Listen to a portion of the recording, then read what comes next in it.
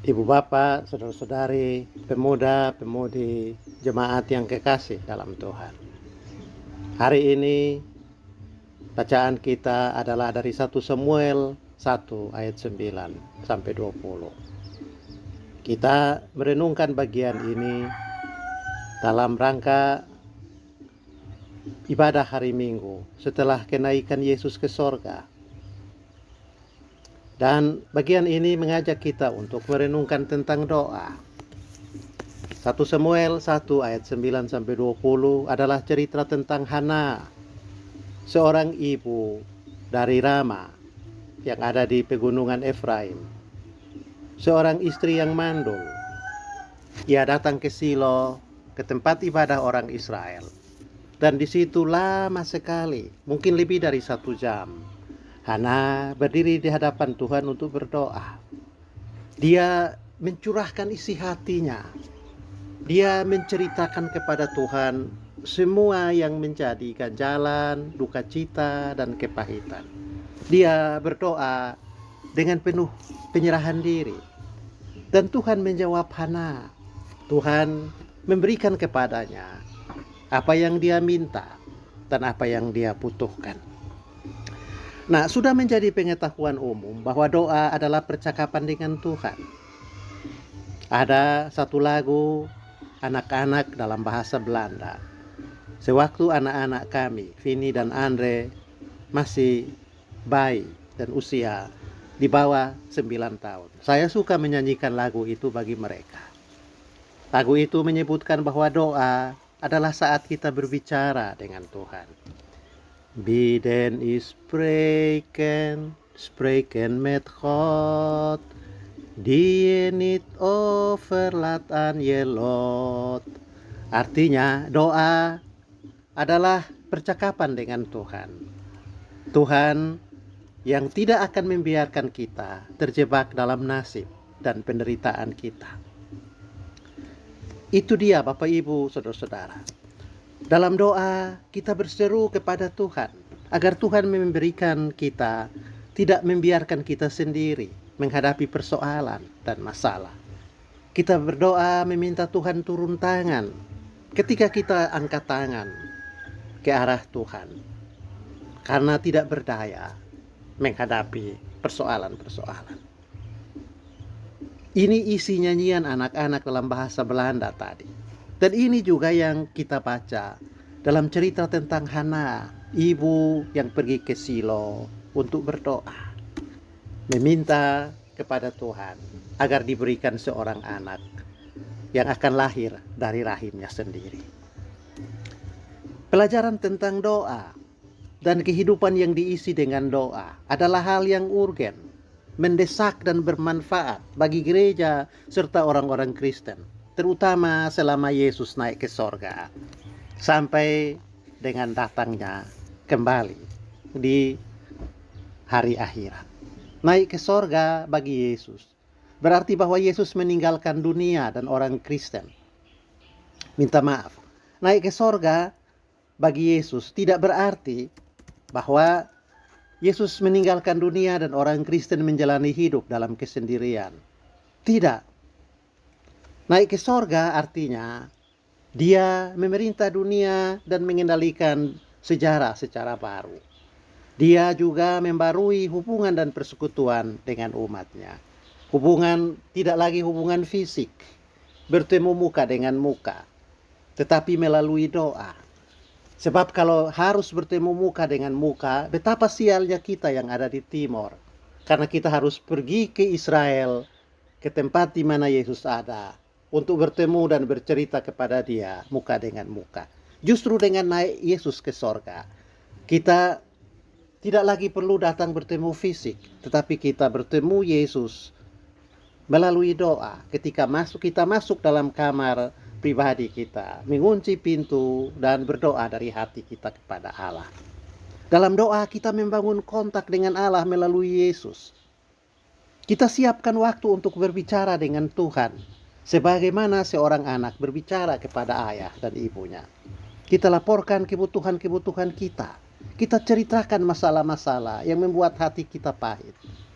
Kita minta petunjuk dan arahan. agar Tuhan menolong kita, memberikan jalan mengatasi persoalan-persoalan itu. Nah, setelah bangkit dari antara orang mati dan menampakkan diri kepada muridnya beberapa kali untuk membuktikan bahwa dia benar-benar bangkit, Yesus naik ke sorga. Dia kembali kepada kemuliaan kekal yang untuk sementara ditinggalkan karena mengerjakan tugas perutusan. Itu kita baca di Yohanes 17 ayat 5. Lalu dengan naik ke sorga artinya Yesus kembali ke dalam kemuliaan. Secara fisik dia tidak ada lagi bersama dengan umat manusia di bumi. Tetapi komunikasi antara Yesus dan umatnya masih terus berlangsung. Dan itu dilakukan melalui doa. Yesus sendiri menekankan perlunya komunikasi itu.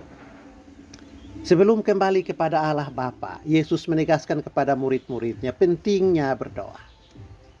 Ia menyampaikan agar kita menceritakan kebutuhan-kebutuhan, keluh kesah, harapan, dan ketakutan-ketakutan kita kepadanya dalam doa. Ada 3 bagian Alkitab yang mencatat penegasan itu. Pertama, di Matius 21 ayat 22. Di situ Yesus katakan, apa saja yang kamu minta dalam namaku, apa saja yang kamu minta dalam doa dengan penuh kepercayaan, kamu akan menerimanya. Kedua, dalam Markus 11 ayat 24.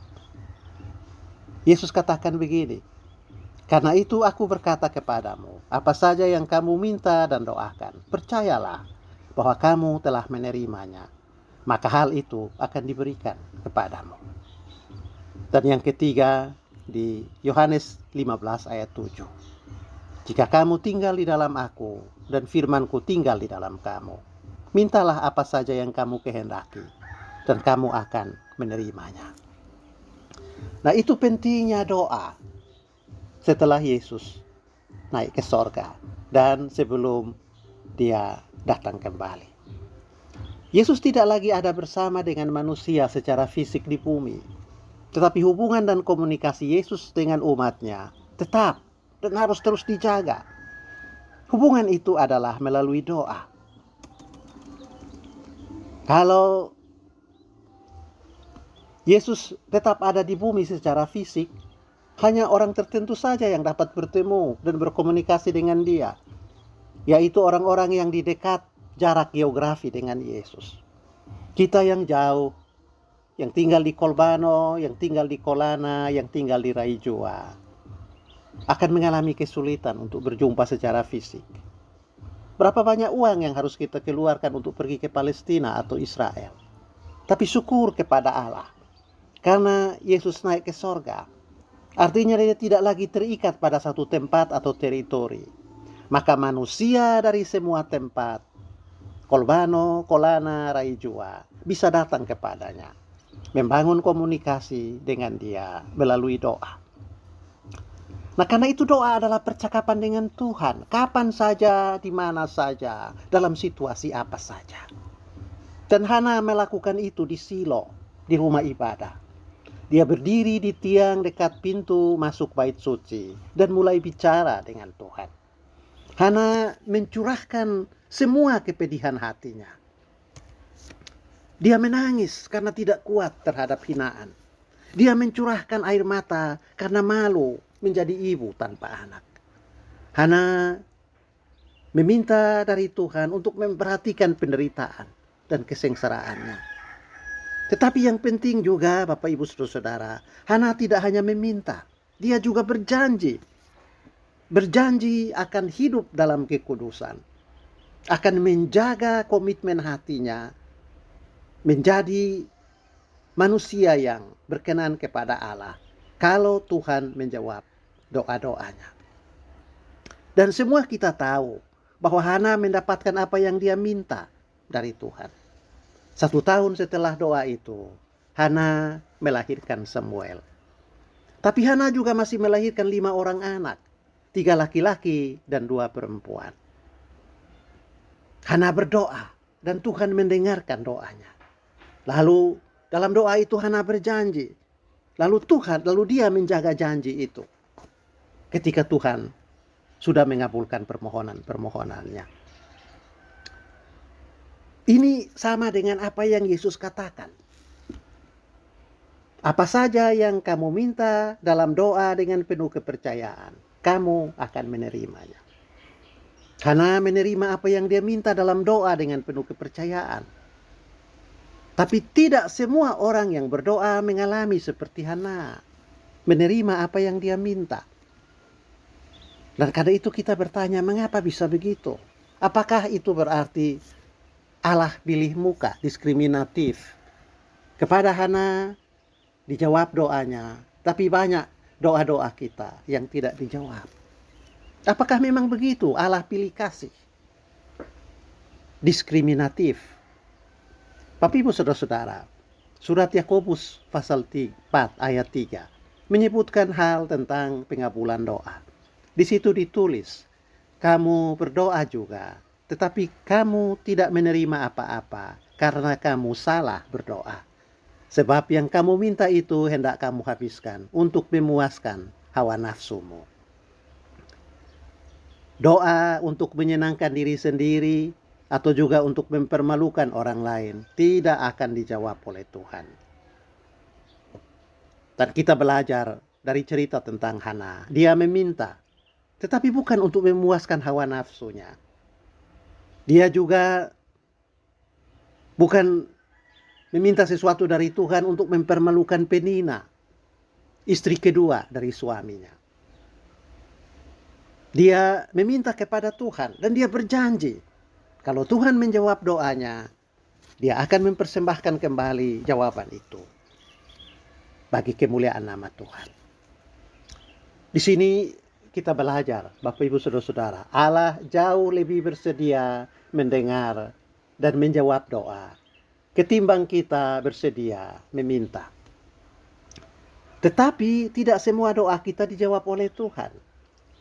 Menurut Yakobus 4 ayat 3, itu karena kita salah berdoa. Berarti doa itu bukan sekedar bicara dengan Tuhan, meminta dan mengajukan permohonan. Tapi doa itu ada aturannya. Doa itu ada hukum-hukumnya. Doa itu ada tata tertibnya. Dan itu juga pernah Yesus ajarkan kepada murid-murid. Yesus bilang, kalau kamu berdoa, kamu jangan seperti orang munafik yang berdiri di jalan-jalan raya, di persimpangan-persimpangan, supaya dilihat orang. Yesus bilang, kalau kamu berdoa, kamu jangan berdoa bertele-tele, mengulang-ulang apa yang kamu katakan, seolah-olah dengan mengulang-ulang itu nanti Tuhan jadi bosan dan menjawab. Yesus juga bilang, kalau kamu berdoa, kamu jangan membanggakan diri dan kemudian mempersalahkan orang lain, seperti yang dilakukan oleh orang Farisi yang berdoa di bait Allah. Doa ada tata tertibnya, doa ada aturannya. William Barclay, seorang penulis Kristen terkemuka, menyebut ada 5 hukum atau aturan untuk sebuah doa yang berkuasa. Doa yang pasti dijawab oleh Tuhan. Pertama, kita harus jujur dalam berdoa. Artinya yang kita minta dalam doa adalah yang benar-benar kita butuhkan. Bukan sekedar yang kita inginkan atau yang kita sukai. Ingat, berdoa artinya minta yang kita butuh. Bukan yang kita inginkan atau yang kita sukai. Dalam doa Bapa kami, Yesus mengingatkan bahwa sebenarnya hanya ada 3 hal yang benar-benar manusia butuhkan. Yaitu pertama, makanan, minuman, dan perumahan. Kedua, pengampunan dan penerimaan oleh Allah tapi juga oleh sesama. Dan yang ketiga, pembebasan dari cobaan dan dari kejahatan. Itu yang paling penting kita bawa dalam doa. Kalau minta hal-hal lain, itu sama dengan hanya minta hiasan, minta sampirannya saja. Dan seringkali itu yang Tuhan tidak jawab. Kedua, dalam doa kita harus definitif, artinya jelas, terus terang, dan pasti. Tidak cukup kita berterima kasih secara umum atau untuk hal yang kurang jelas. Kita harus menyebut hal yang menjadi pokok terima kasih itu secara rinci, satu demi satu. Tuhan, terima kasih untuk matahari pagi. Terima kasih untuk kesehatan hari ini, untuk persahabatan, untuk makanan dan minuman, untuk rumah, dan untuk keluarga yang baik. Itu yang maksudnya definitif, jelas, dan terus terang. Begitu juga kalau kita minta sesuatu, kita harus to the point. Jangan putar-putar, bahasa bertele-tele. Kita bikin doa seperti teka-teki supaya Tuhan jawab. Tidak begitu. Di doa Bapa kami, Yesus kasih contoh doa yang tidak bertele-tele, terus terang, yaitu minta roti, minta pengampunan, dan minta dilepaskan dari pencobaan. Ketiga, kita boleh meminta apa saja dari Tuhan. Tetapi kita perlu katakan juga bahwa Tuhan lebih tahu apa yang perlu untuk kita. Karena itu di dalam doa kita perlu terbuka.